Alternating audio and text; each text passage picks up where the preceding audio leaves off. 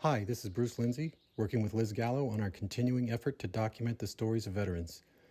Today we are with retired Colonel Steven Boson. Colonel Boson is a veteran of World War II, Korea, and Vietnam. Colonel Boson entered the service in 1942, retiring in 1976 with over 34 years of service to his country. My name is Steven Boson. I was born in Newark, New Jersey. My mother and father both came over from Europe as immigrants. And my mother from Romania, my father from the old Austro-Hungarian Empire. I have a brother who is 1 year older, well, a year and 4 months older than me. I went to grammar school in Fairfield, New Jersey, which is a farming community. And in 1936, when I graduated grammar school, we moved back to Newark to closer to my father's place of business. He was in New Jersey Bell Telephone Company. I graduated high school in 1940. My brother was a year ahead of me, and he graduated in 39.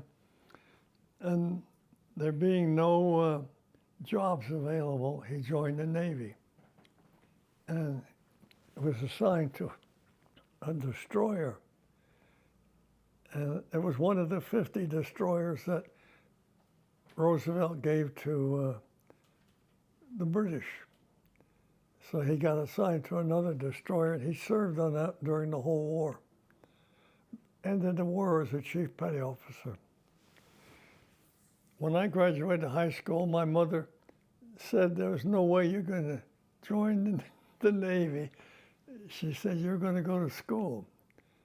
And children of immigrant families, not many of them went to college. And she was determined I would go to college. So I did. In September of 1940, I packed my bag and went down to Penn Station in Newark and got on a Greyhound bus. Never been away from home before. And 3.5 days later, I was in Logan, Utah, where I started school. I had visions of becoming a park ranger. So I was going to Utah State University. Utah had an ROTC, which I had to join, participate in. And the first 2 years was mandatory. The last 2 years was voluntary. When I finished the first 2 years, I went home for each year I went home for the summer. And I worked for Breyer's Ice Cream Company making ice cream. So when I got back in December of 42, the war was on. And let me go back and mention Pearl Harbor. I was living in a rooming house in Logan, Utah. And I was setting the table for lunch on Sunday, December the 7th. And we heard a lot of noise from upstairs, and they came running down and said, "The Japanese have attacked Pearl Harbor." And we said, "Oh, we're going to go get them." So, as I said, when we got back in December of 42, or November of 42, they told us that they would not allow us to stay for 4 years. We'd have to go to join the Army or get drafted. But if we joined the Army, they would send us to OCS. I said, okay. About 50 of us did that. And we joined the Army in January of 42. We went to Salt Lake City to get inducted in the Army. And we took a troop train to California. and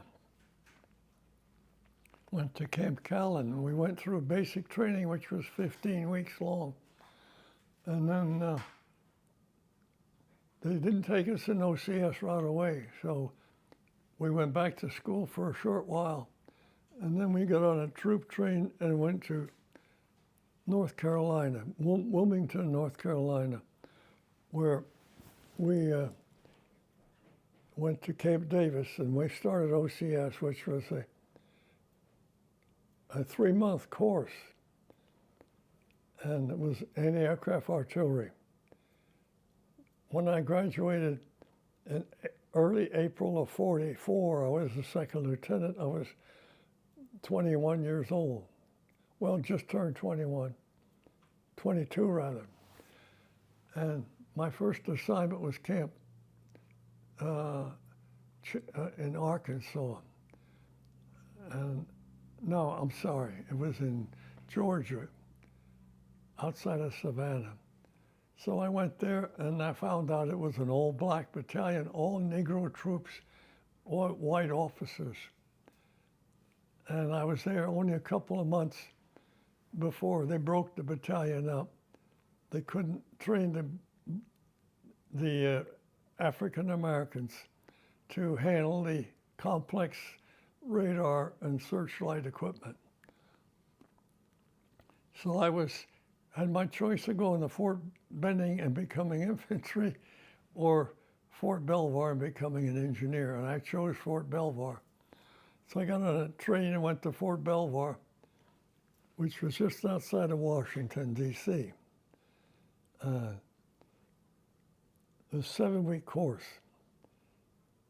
We had to be there at 8 o'clock in the morning, and we got out at 5 o'clock at night. We could go downtown to Washington if we wanted to. And Washington was a bachelor's dream come true. There were more women in Washington from all over U.S. were there. Anyway, I finished engineer school and I went to Camp Chaffee, Arkansas, outside of Fort Smith, joined a combat engineer battalion. No sooner than I got there than they alerted to go overseas. So we got on a troop train and we went all the way 9 days took 9 days to New Jersey, Camp Kilmer, New Jersey, which was the port of embarkation. We were there a couple of days. By the way, you could not make a telephone call. Once you got into Camp Kilmer, you were locked down. No communication with the outside world because of security. And that's when we started censoring mail. I had to censor all my 50 platoon commander, or 50 platoon men. All the mail they wrote, I had to censor it, read it, and mail it for them. Then we got another commuter train, went through Newark, right where I lived, within a half a mile of my house. And then we went under the Hudson River to New York, across Manhattan, under the East River to Brooklyn. Then we got on a troop ship, and we sailed the next morning at 4 o'clock in the morning. I went up on deck with everybody else. It was dark out. We had a blackout, of course, on the East Coast. It was drizzling rain, and you can barely see New York through the mist of the rain. And there was the Statue of Liberty. We passed within a quarter mile of it, but it was all dark, of course. And we all wondered if we ever would see it again.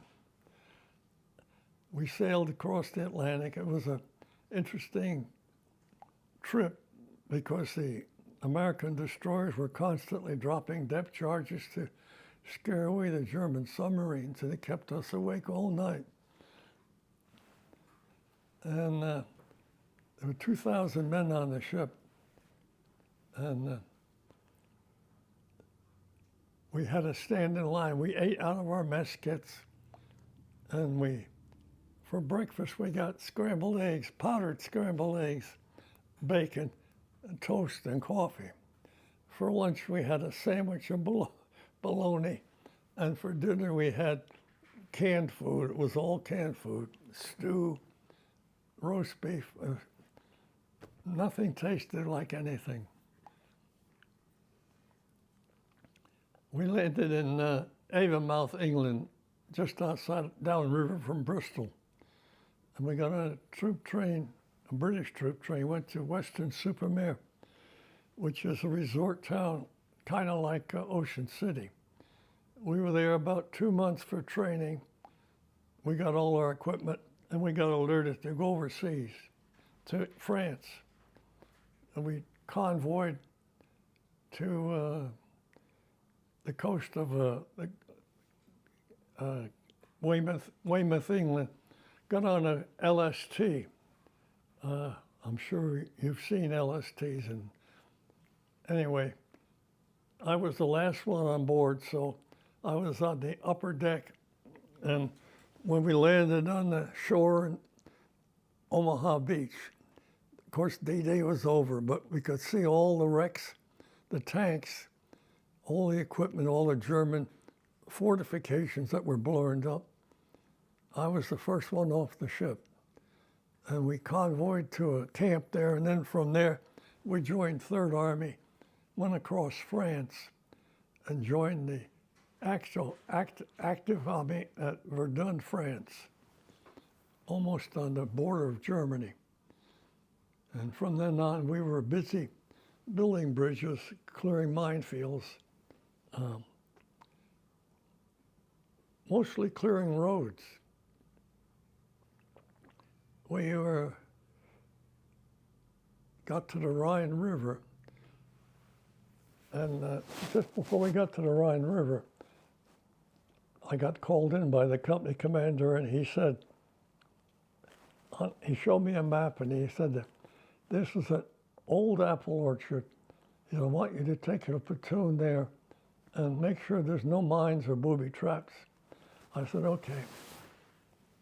So I took my platoon. I had 55 men, 3 squads. And we drove 4 o'clock in the morning. We took off for this apple orchard. About 6 o'clock, it was just daylight. And platoon sergeant said, hey, Lieutenant, he said, we better give the men a break. So we stopped, and then we said, don't go off the road because there's mines. And I was sitting on the fender of my Jeep with my platoon sergeant, and I heard the sound of a Jeep coming up the road behind us. And the platoon sergeant said, I wonder who that is. I said, I don't know. And it drove right up and stopped in front of me. And on the front bumper was a red license plate with 3 white stars on it. And it was General Patton, George Patton. So I saluted and reported and told him, who I was, what I was doing. He said, where? And I showed him on the map. He said, okay. He said, we're going up to the front. We'll stop, might be stop on the way back. Well, the front wasn't very far away because we could hear the artillery fire. And he never did come back. So I continued on. We crossed the Rhine River. We helped build a floating bridge at Beauport, Germany. And that's the only time that we really got in combat because we were fired upon by the Germans on the east side of the Rhine River. But our anti-aircraft people and our artillery put them out of action pretty fast. And we continued on through the villages. In April, 23rd of April, which was 2 days after my birthday, that's why I remember it. I was on the road going with a map to check out a bridge site to see what we needed to do about what equipment we needed. And we went through a couple of villages. The Germans would hang out, the people, the civilians, would hang out a sheet or a white flag to show that they had given up, that there were no German people there, soldiers. We went through this one village and there was no flags. And my Jeep driver said, "Hey, Lieutenant," he said, "I think we're in the wrong place." I said, "Yeah, I think so too." So we turned around and started back. We came around the bend we were in the heavy woods, dirt road. Came around the bend and there was a German armored car sitting on the side of the road. The Germans were eating lunch. And my driver said, "Jesus Christ, Lieutenant." I said, "Step on the gas." And we took off, and the car came after us, the German car.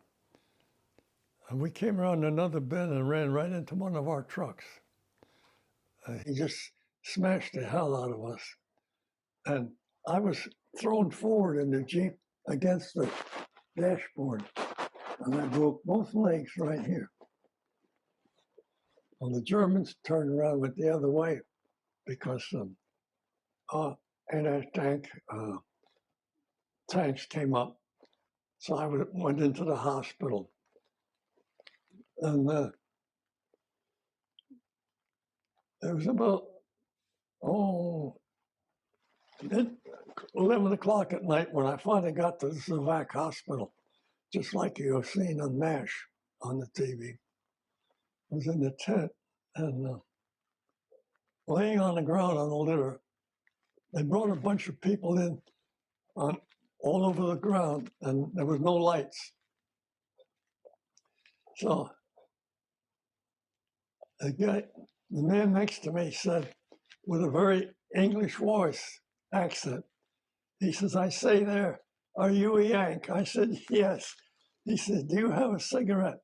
I said, "Yes." Everybody smoked in those days. I took up my pack and I reached over to his arm and he said, "Can you light it for me?" I said, "Yeah." I thought maybe he was wounded that he couldn't use my arms. So I put the cigarette in my mouth. I put the Zippo lighter, and when the light flared up, I could see his face. And he looked like a skeleton. You've seen pictures of the people that were imprisoned in Germany for years. Well, that was him. He was one of them. He got captured at Dunkirk, been a prisoner for 4 years. And I said, "Jesus Christ, man, what happened to you?" And then he explained that he was in the raid on Dieppe that took place in 42 or whatever.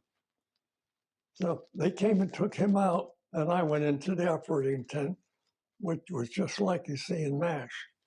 All these doctors with their white rubber aprons. And they set my legs, and eventually I got flown back by airplane to Reims, France, to a French Army hospital, and then from France to Birmingham, England, to an American General Hospital. I stayed there until they set my legs, by the way. May the 5th, I went in for the reset of the leg. It wasn't doing good. And I was, of course, put out under pentothal, sodium pentothal. And I was laying in the ward, and the nurse kept sitting alongside me, kept hitting my face. And she said, "Lieutenant, Lieutenant." I said, "What?" She says, "You got to hear this. Wake up." I said, "What?" And the overhead speaker, there was Churchill giving his VE Day speech, victory speech. So I heard Pearl Harbor, and I heard the beginning of the word, I heard the end of the word. And eventually I got back to Birmingham, England, and got put on a hospital ship. A British hospital ship sailed back to the States to Charleston, South Carolina. From Charleston, I got on a hospital train to Pittsburgh, and then from there by ambulance to Butler, Pennsylvania, to a Army hospital.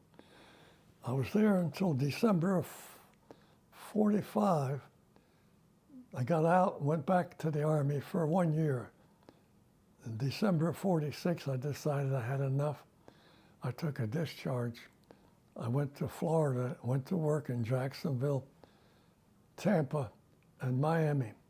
I got to Miami in 1948, and I was living in a rooming house that had a sidewalk cafe where I ate breakfast every morning, and I met these two girls.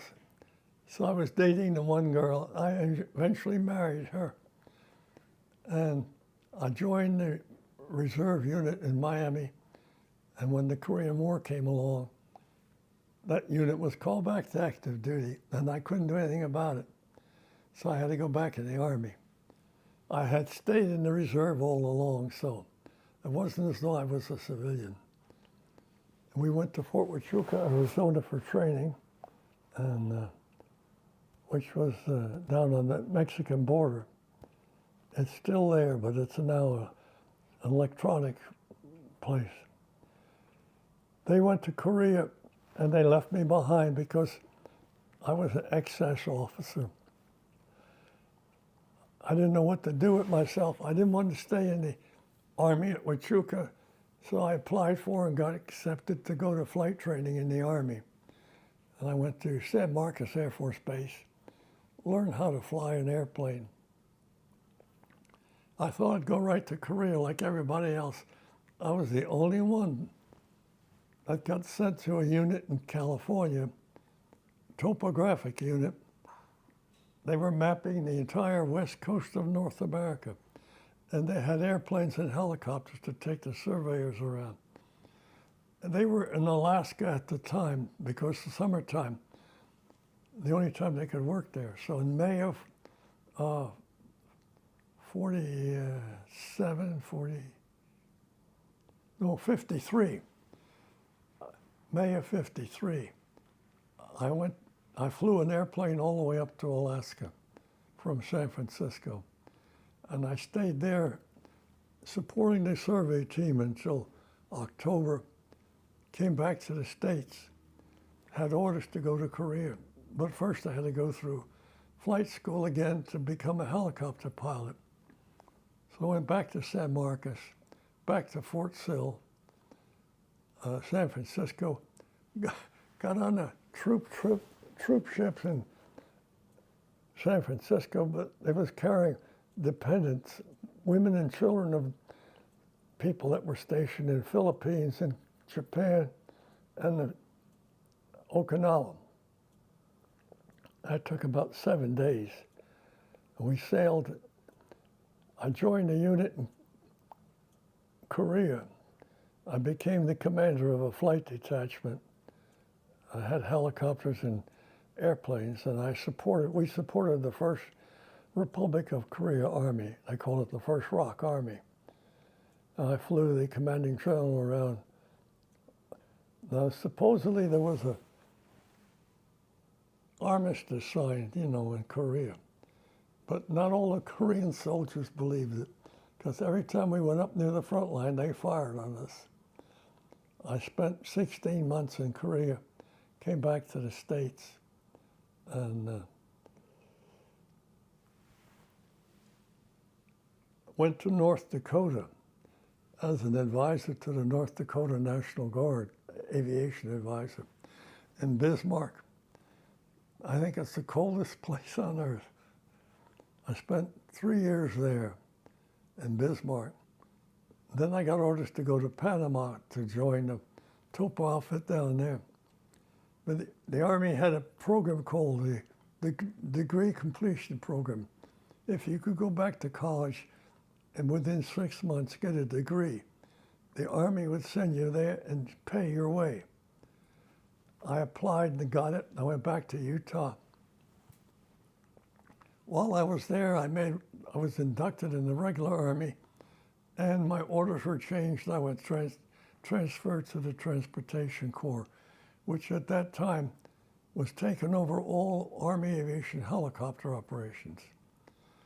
So I got orders to go to Europe, and my wife and I flew to from New York to Newfoundland, Ireland, Frankfurt, Germany.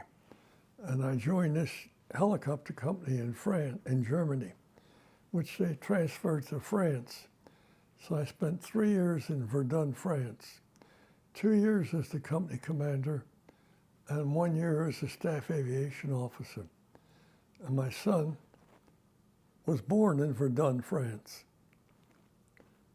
It was a good program because I got to travel. We got to travel all over France, Germany, then Denmark, Italy, Switzerland, Spain, and all those countries are not very far away. It's like going from here to St. Louis, you'd be going on a trip like that. Got orders to come back to the States, and I went to the Command and General Staff College, which was a 9-month course, Fort Leavenworth, Kansas, for majors and lieutenant colonels. And I finished that. I got assigned to the Pentagon and the Army General Staff as the assignment officer for the Transportation Corps Aviators. I did that for 3 years, sent hundreds of people to Vietnam.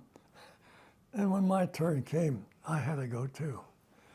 But first I went to another school in Norfolk, Virginia, Navy base, the Armed Forces Staff College, which is the equivalent to the Army War College here. And that's a 7-month course. I finished that, and I went to Vietnam as a battalion commander. When I got to Vietnam, I was assigned to the 14th Transportation Battalion, aircraft maintenance. There were 9 companies all over Vietnam supporting the aviation units. There were 9 companies with 2,000 men and about another 1,000 civilian employees of the government. So I had my hands full with that many people in 9 companies. I was there for the Tet Offensive, got caught in that at Quy Nhon, which I went up there to check on one of my battalions, and 9 o'clock at night it started. All kinds of fire. I had gone down to the pier to check on the loading of cargo on a LST and got stuck there. We had to make our way back through Quy Nhon to the airfield, and firing going on, tracers all over the place. And my driver stopped, and there was a Jeep in front of us sitting there. There were 2 men sitting in a Jeep, and there were tracers going all which way. And he says, "What the hell do you suppose they're doing?" I said, "I don't know." So I got out of the Jeep and I crawled on my belly up to the Jeep.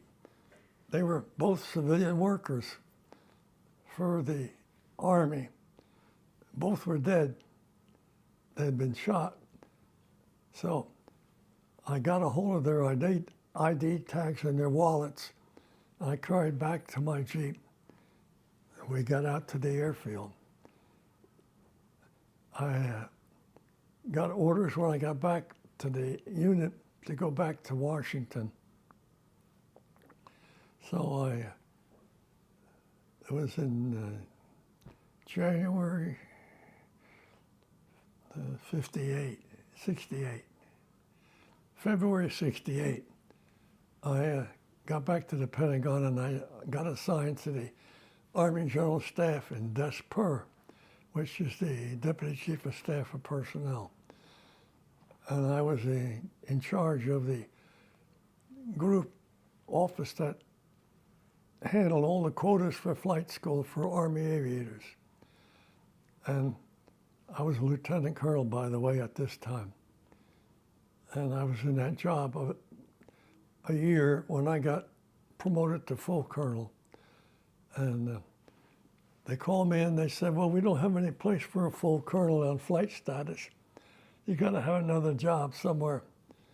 So I went to the assignment officer and he said, "Well," he said, "we can send you to Germany, we can send you to St. Louis, we can send you to Fort Lewis, Washington. I said, how about right here in the Pentagon? He said, we're all filled up. So I said, you sure? He said, yeah. And he called me up the next day and he said, we got a job for you here in the Pentagon. It's a study group, and it's being in JCS, the Joint Chiefs of Staff, which is the headquarters that handles everything in the armed services, the Army, the Navy, the Marine Corps, and all of that.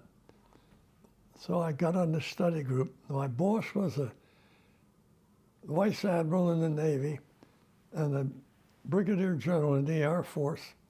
There were 5 colonels in this study group, strategic mobility, and I was in that about a year. And they finished their study group, and I said, what happens to me now? And they said, well, you're going to go into a J4 of JCS, which is the logistics and supply and all of that. So I got assigned to the war plans. The Army, or the JCS, the Army, Navy, Air Force, they all have hundreds of plans on how to handle if we got in a war.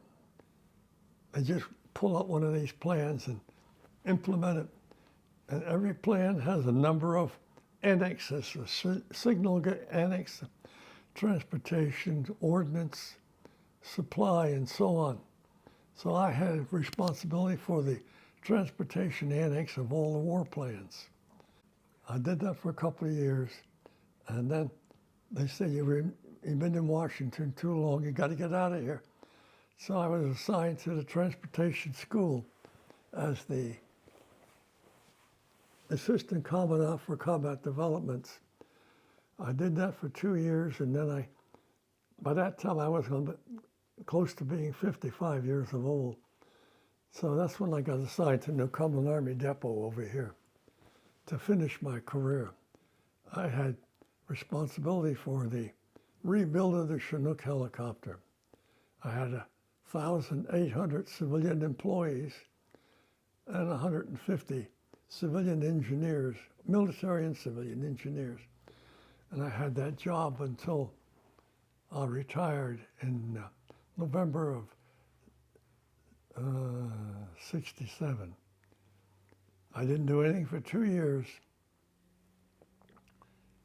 That's when I traveled to England on a QE2. And I went to New Zealand and South America, and then I got tired of traveling, so I quit altogether. And my son bought this house for me. I moved in here. I don't travel anymore because I can't walk as good as I used to, which I miss very much. But that's the story of my life.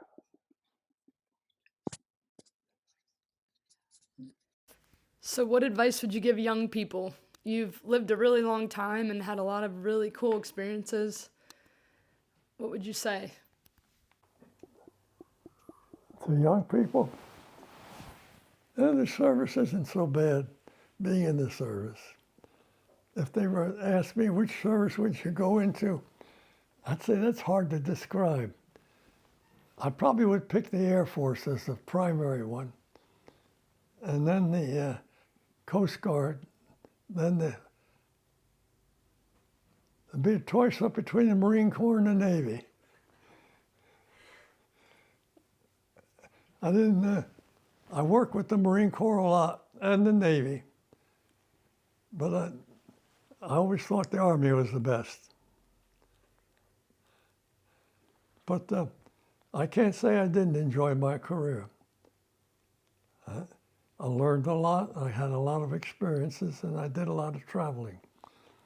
I've been in 34 foreign countries, all 50 states. And the people would ask me where was it the best? The 3 years in France were the best, I think, because France is a beautiful country, and I didn't have any there weren't any military strong side of it. We were supporting a headquarters. So my wife and I were able to travel all over Europe. And like here, if you were to want to drive to Chicago, you could. There, if you wanted to drive to Berlin, you could. Or Denmark or any place like that. So I enjoyed that very much. So you were in for a long time.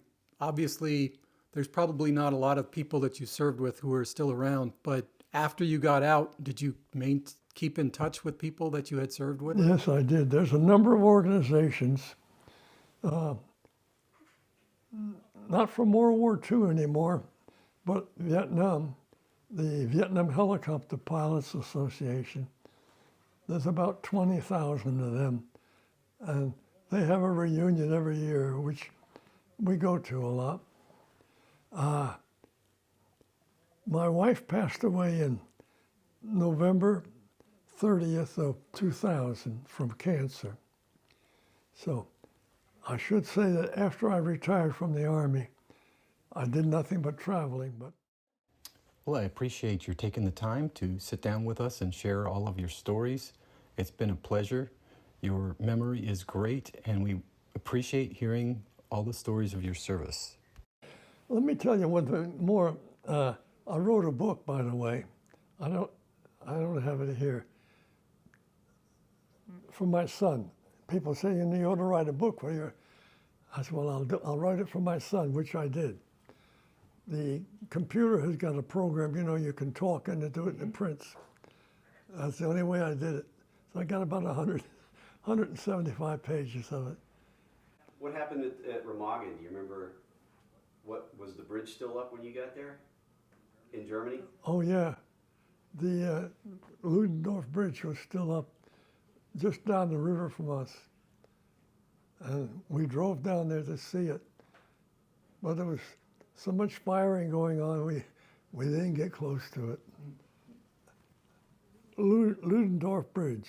Did you see any jet Messerschmitts? Did one of those attack the bridge? Yeah, German planes attacked the bridge. When I was in the evac hospital, one of the patients was a German Air Force major, had been shot down. And he was in the cot, 2 cots over from me. He didn't speak any English. Actually, he did know English real well, but he wouldn't speak it. So we didn't talk to him at all. He was the enemy.